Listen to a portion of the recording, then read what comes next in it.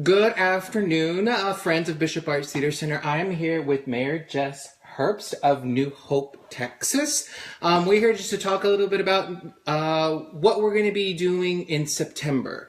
And Mayor Jess Herbst has graciously agreed to be part of our panel discussion for In the Tall Grass, running September 14th through the 24th.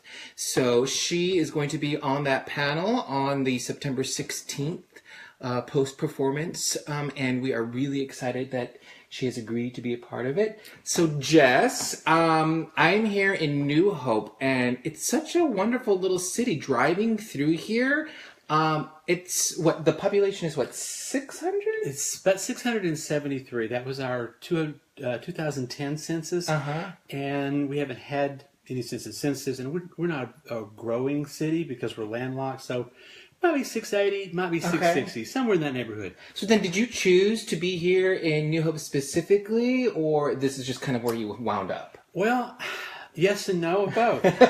The farm that we're on was where my wife grew up as a child. My in-laws owned the 50 acres that we're on. And in 1999, when my kids had gotten to the point where we were looking for a bigger house, my father-in-law said, gee, if you'd like to build a house on our property, I'll give you 5 acres. I said, let me think about it. Okay. It's a beautiful home. Yeah. It's a beautiful home. Really, it is. It let my in-laws have, they were their granddaughters were right here with them, and the property made it easier for us to build a little nicer house. So it worked out very well for both of us. Awesome. So you have 2 daughters, is that correct? I have 2 daughters, both of them grown. Alexandria, she's married for 5 years. Her name is now Alexandria Hull. And she's 28. My youngest is 26. Her name is Lauren Elizabeth, and she's a photographer, lives in Dallas currently. And I work part-time with Lauren at Whole Foods on Uptown on McKinney. So that's how... kind of our connection. And I was like, oh yeah, I work with your daughter at Whole Foods. So Lauren, if you're watching, I hope you're watching. Hello. Hey, Laura.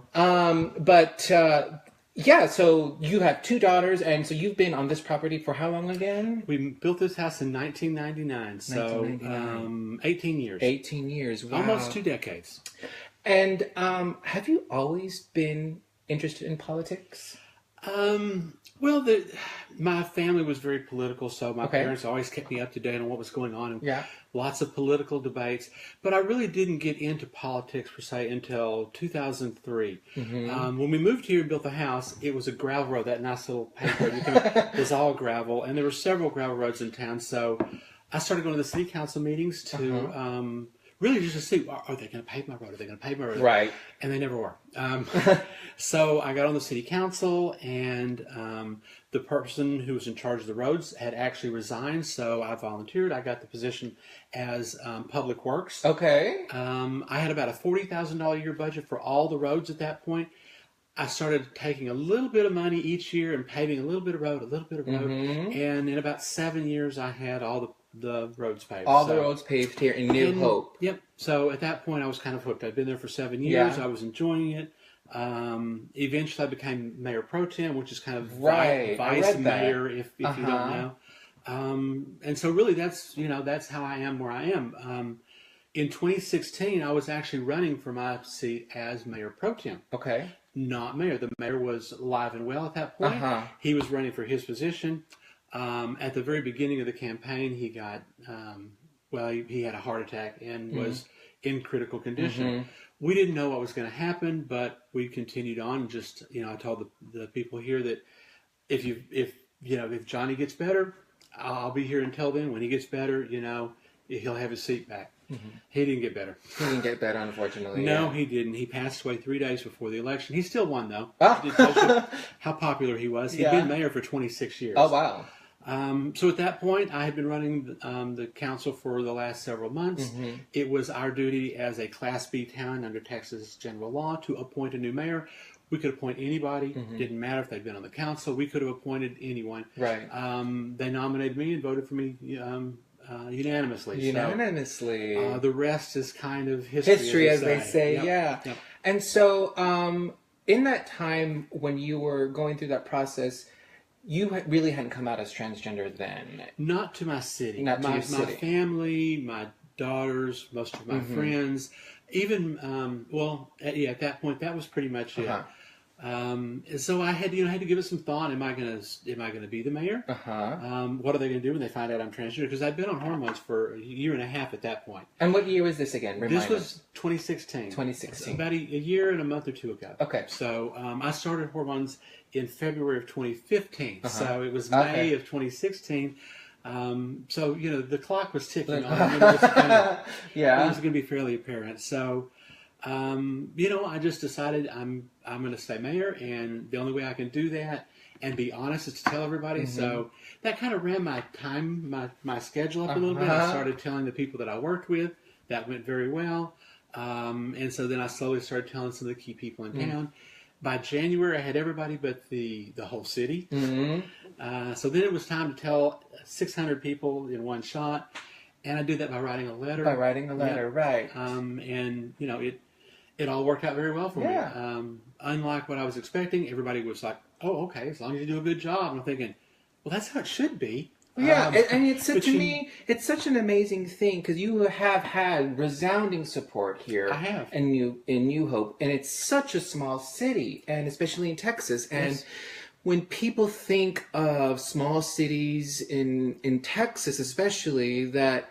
They would be opposed to something like this, and you've had nothing but great support. I have had wonderful support, and I think a lot of that has to do with the fact that I have been here for 18 years. Okay. I have been on the city council since 2003. So they knew you. So everybody knew me. They knew who I was, and as unusual as this may be to some people, and there are people that are like, I just don't understand. It's like, well, it's okay. If you don't understand it, you're just not trans. Right. It's okay if you understand. You don't have to understand it. You just let me be me. And so, and they did. They're like, well, we'll see how she does. We'll see if we can, call her by the right pronouns, which I've given most of them a pass. I said, look, if you flub up, that's fine. I don't, as long as you're not being derogatory, I don't care. And I think that helped a lot with a lot of people because, a lot of the nervousness that people have about other transgender people is they don't know how to act, and they're very self-conscious. So for a lot of people here, I'm just trying to say, just be yourself. Don't worry about it. And I think that helps a lot. I know.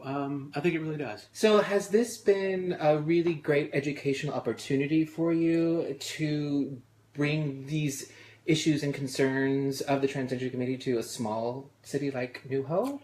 It has. I had to sit down and explain to quite a few people, particularly the council, and they were good. They didn't understand, and they would come back and maybe a week later or two, can I ask you this or that? I'm like, sure, ask me anything. Right. And I think that's helped quite a lot. Studies show, and my experience has certainly bore out that if you know somebody that's transgender, you feel a lot more comfortable with them. Right. It's that when you don't know them, when you've never heard them, it just seems so unusual. And so all these people knew me, and now they all of a sudden, they know someone transgender. I had a lot of people say, well, I never knew anybody transgender before. I said, that you knew of. That you knew of. Okay. And then you knew me all this time. And I've been this way, as long as I can remember. So you have known someone, I just didn't tell you I was transgender before. And there's plenty of other people that are in that same boat. Yeah. So, do you think your politics have changed since coming out as transgender? If so, what would those differences be? Well, okay, so my political position really has not changed. What has changed is the realization that I need to be more vocal about it, particularly in the advocacy route. I've always been, very much equality for everyone, and I've tried to do that at the city council when we have things. It's like, look, we need to apply these rules evenly to everyone. But now that, of course, with this things going on in the Texas bathroom and, all the reporters and issues like, well, how do you feel about that? And I would say, well, I'm totally against it. And somebody said, well, what are you doing about it? And I thought, well, what am I doing about it? So, what are you doing about it? So tell us what you're doing about it for this new session, right? That's coming up next week. Well, I'm going to Austin Monday night. There was a very large rally on Tuesday, the 18th, the beginning day of the session. It is sponsored by a coalition or alliance of groups called One Texas Resists. One Texas It Resists. is the Human Rights Campaign, the ACLU, Planned Parenthood, Deeds Not Words, the Texas Democratic Party, a variety of labor unions, a variety of women's groups, Black Trans Women Inc., Black Trans Men Inc. Who are also going to be at the panel for this September 16th. Black Trans Men Inc. and Black Trans Women Inc. will be there at our panel. Perfect. Transcendence. The list right now, a letter was released today. There are 36 major organizations that have signed on in one big show of solidarity, which I'm really excited. I'm excited not just to have the rally, but to have the rally where everyone is there saying, I'm here and I'm supporting, I'm supporting you as for women's rights. I'm supporting you for immigrant rights. And they're supporting me, and we're all there in solidarity. During the regular session, I've testified before the Senate. I testified before the House. We did protests. And we had a large turnout of transgender people. Oh, okay. Wow. But it was transgender people. We were there fighting the bathroom bills, and then maybe the next day or the next week, the immigrant rights people were there for that. Now we're all combined. We're all unified. So remind us, what's the name of this organization? It's called One Texas Resists. One Texas Resist. And if you look on Facebook, you'll find their page. You can sign up for events. Please, if you have the time, come to the rally. If you have some extra time and you'd like to protest, get in contact with me or anyone from this group. And we have lots of things planned for the next session. So it's One Texas Resist, and they will be in Austin September 17th? The 18th. 18th, I'm sorry. September 18th, they will be in Austin to protest the bathroom bill that is going to be in the second session for Texas legislation. We'll be there to protest everything that's on the session that we don't want. That you don't, honestly, there's a rally at 1 o'clock. There's going to be a time for the transgender people to speak about bathroom bills. There's going to be a time for immigrant rights to speak about immigrants. Right. So it is one big rally. That's awesome. So 1 o'clock, South Texas Steps, the 18th. That's awesome. That's awesome. So, as I mentioned before, you are going to be on our panel for In the Tall Grass. Yes. If those of you who don't know, In the Tall Grass is a verbatim play by Paul Kalburgi, and who's a British playwright who resides sometimes here and sometimes in Spain.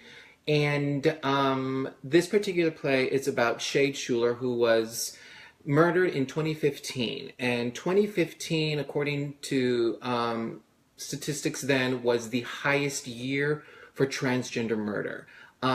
What do you think you could bring to a panel for a play like this that is talking about these issues that specifically transgender women of color face? Well, obviously, as a blonde-haired, blue-eyed transgender woman, I can't possibly understand how it feels. But I have many friends that are transgender women of color.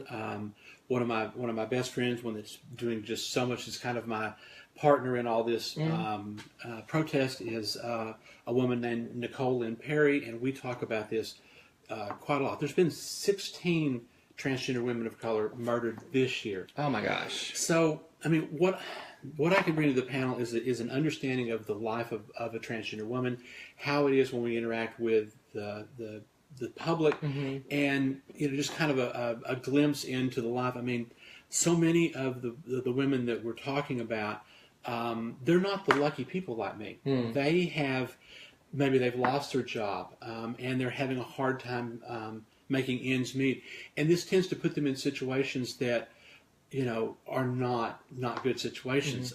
They're looking for a place to live, and maybe someone gives them a handout or something, and then they turn around and murder them because they feel like they're just people that they can throw away when they're not. They're not. And so, I'm going to do my best to give your panel everything I can. But as I said, I don't suffer that same fate. I understand the transgender, and I understand what's going on with them, and I'm just hoping to help people, understand where we come from as far as, just our public lives. So have you felt any pressure from the community, the transgender community, now that you're kind of in a political position? I won't say that I felt pressure. I'll say I felt obligation. Obligation? Okay. Right now, probably I besides Caitlyn Jenner, and we won't talk about Caitlyn, and Laverne Cox, I'm probably the most famous transgender person currently. I'm out there, and if I were to throw that away and not do interviews and not go to Austin and not go to Washington, then I'd be wasting a resource that the transgender community doesn't get very often. So I'm trying to do everything I can to help spread the word. I'm doing everything I can to make people understand we are people. We have families. We have lives. We have brothers and sisters and mothers. And, so many people just feel like we're just this strange thing and, isolated. And we're not. We're out there. You're part of the community. We are part of the community, and we're people that you may or may not know. Yeah. So I think the more people that can hear my story and that I can meet and that I can talk to, I think that just helps the community as a whole. It's really interesting you say that because there's so much now media out there with on Amazon with Transparent, as one of the big kind of advocacy shows out there for the transgender community. But we really, that just kind of is a sector of the transgender community. It is. And In the Tall Grass really does bring an awareness to the transgender community of color, women of color, and the problems that they face. A lot of them, as you mentioned, don't have that support. Right.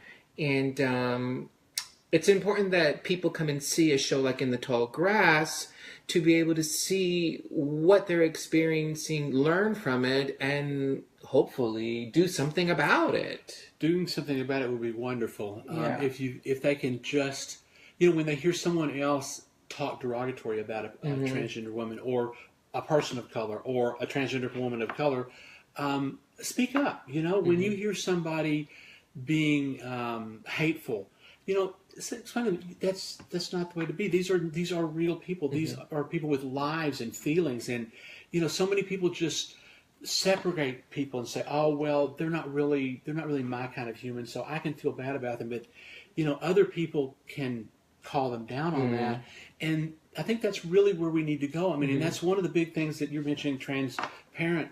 It kind of helped people understand that, well, maybe we shouldn't call all transgender people slurs. Maybe there are, and right now we're in that terrible state.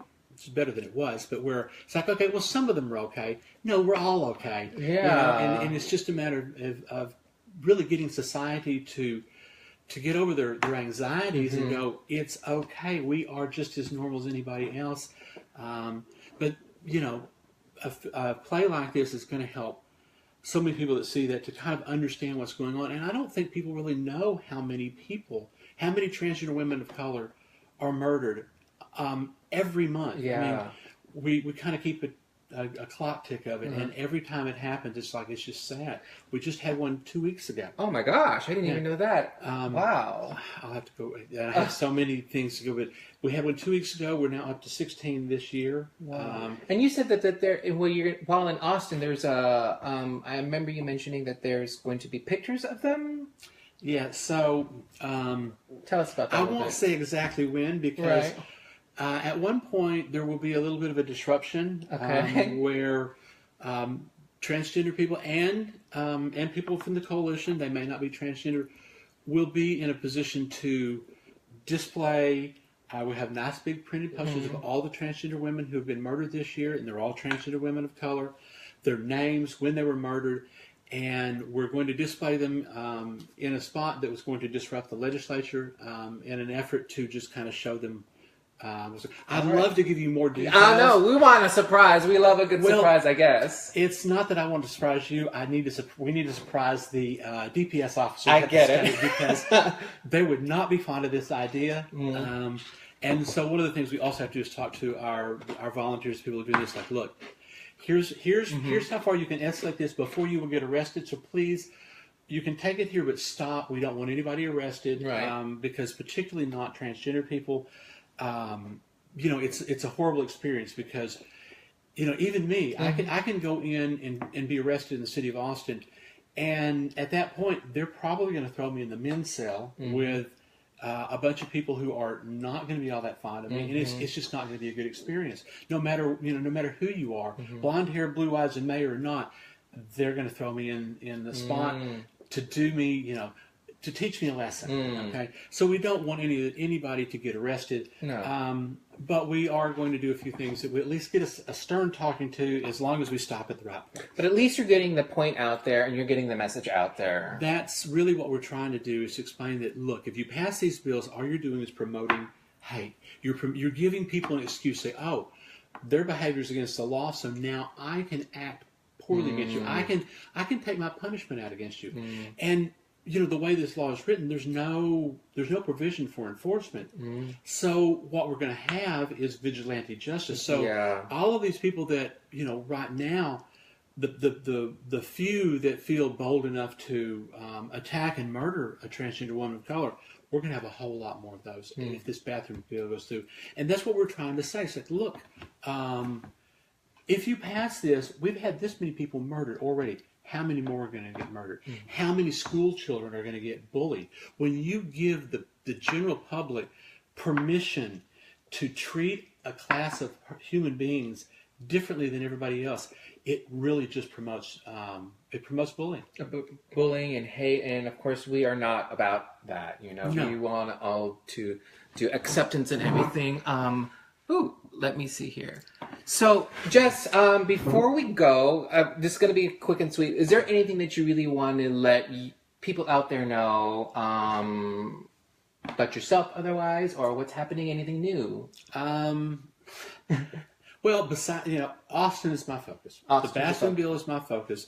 Once that's over with, we'll see what shakes out in the political tree. There are some positions that are on my radar for possibly running for candidacy, but that's exciting. I'll leave that as a surprise. I really can't focus on that until we get finished with this Texas legislation. That's my primary goal, because I honestly feel like if Texas passes these laws, they're going to be the next domino, and the rest of the states are going to fall just like that. Yeah. So I feel like it's critical to stop this here.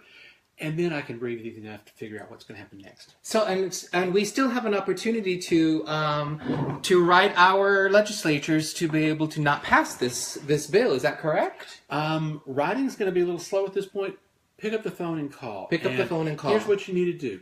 Google, contact my state representative, and you'll get a dozen sites, but they'll pop you right up. You'll put in your zip code. It'll say, oh, here's your state House rep. Here's your state senator. Right. Here's their phone numbers. Here's the phone number for the governor. Here's the phone number for the lieutenant governor. Call them all. Call them all. Call often. Yes. And so, again, come see Jess Herbst September 16th for the post-performance talkback in the Tall Grass at Bishop Arts Theater Center. I am Sergio Garcia, the Director of Marketing and Communications for Bishop Arts Theater Center, here with Mayor Jess Herbst. And we want to thank you for your time today. Thank you, Jess. Thank you so much for having me, and I really look forward to the panel. Thank you.